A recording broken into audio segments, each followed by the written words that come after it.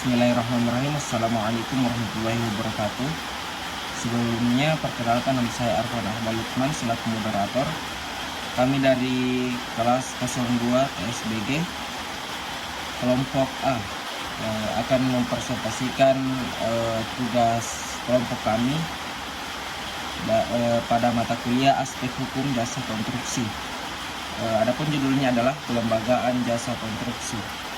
Berikut kami memperkenalkan beberapa anggota dari kelompok kami. Yang pertama Rini Antika, yang kedua Nur Fadil Susu, yang ketiga Muhammad Jihad, dan yang terakhir saya sendiri Arfan Ahmad Lukman. Adapun dosen pengampu dari mata kuliah ini adalah yang pertama Dr. Anas Arfandi MPD, dan yang kedua Insinyur Suryanto B. Mapangara MT. Baik, untuk mengefisienkan waktu, adapun pemateri pertama yaitu Rini Antika, kepadanya dipersilahkan. Kelembagaan jasa konstruksi. Jasa konstruksi sesungguhnya merupakan bagian strategis dan penting dalam mendukung pembangunan nasional karena dapat menggerakkan pertumbuhan ekonomi dan meningkatkan perkembangan sosial. Salah satu tujuan penyelenggaraan jasa konstruksi melalui Undang-Undang Jasa Konstruksi adalah untuk meningkatkan partisipasi masyarakat baik maupun tidak langsung.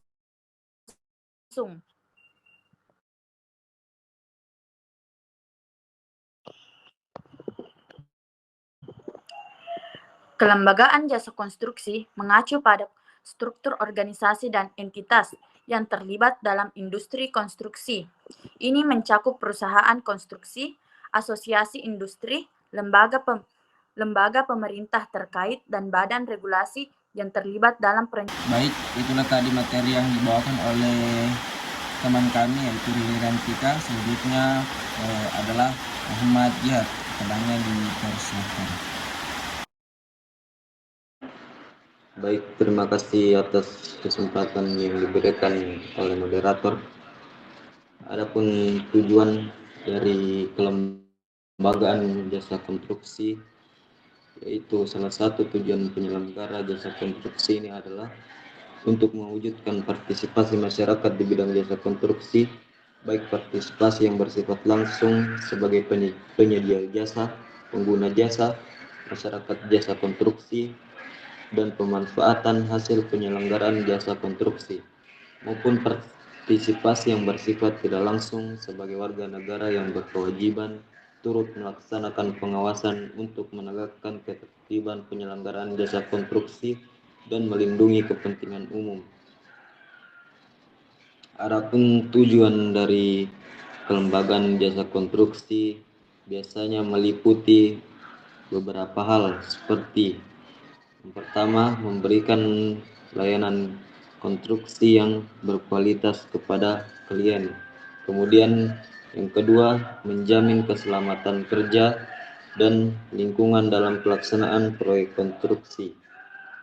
Yang ketiga, meningkatkan profesionalisme dan kompetensi para tenaga kerja di bidang konstruksi. Yang keempat, mendorong inovasi dan pengembangan teknologi dalam industri konstruksi. Dan yang terakhir, membangun hubungan yang baik dengan pihak terkait seperti klien, pemerintah, dan masyarakat untuk memastikan keberlanjutan proyek. Ya, saya kembalikan kepada moderator.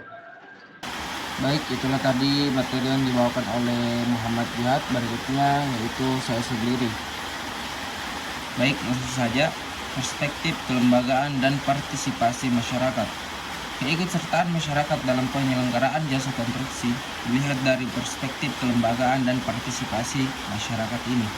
Setidaknya ada dua hal yang perlu disoroti. Yang pertama, paradigma lembaga pengembangan jasa konstruksi atau LPJK. Versi pasal 84 sampai dengan pasal 89 Undang-Undang Nomor 2 Tahun 2017 akan dibentuk oleh Menteri setelah mendapatkan persetujuan dari DPR. sehingga LPJK dibentuk oleh Menteri dan dibiayai dari keuangan negara atau APBN. Yang kedua, ketentuan mengenai pembentukan LPJK versi pasal 103 Undang-Undang Nomor 2 Tahun 2017 harus mencermati ketentuan pasal 105, sehingga secara formalitas dan prosedur administrasi, hukum tidak bertentangan dengan ketentuan berlaku. Baik, mungkin itu saja yang bisa saya sampaikan. Berikutnya pemateri terakhir adalah Nurpadilla Sesu. Kepadanya dipersilahkan.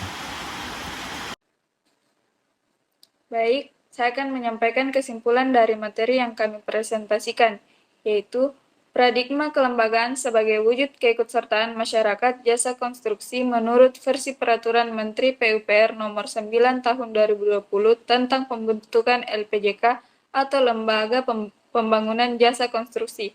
Maka yang dibentuk lebih bersifat top-down, tidak mandiri, tidak independen, peran serta dan partisipasi masyarakat jasa konstruksi hanya sebagai komplementer fakultatif, hanya berada di tingkat nasional serta ruang tugasnya terbatas pada hal-hal yang bersifat administratif saja. Peraturan Menteri PUPR Nomor 9 Tahun 2020 secara hukum bertentangan dengan ketentuan Pasal 3 huruf C dan Pasal 4 huruf F Undang-Undang Nomor 2 Tahun 2017. Sekian, saya kembalikan ke moderator. Baik, itulah tadi materi yang dibawakan oleh teman kami yang terakhir, yaitu Nurpadilla Sesu. Cukup sekian apa yang bisa kami sampaikan. Baik,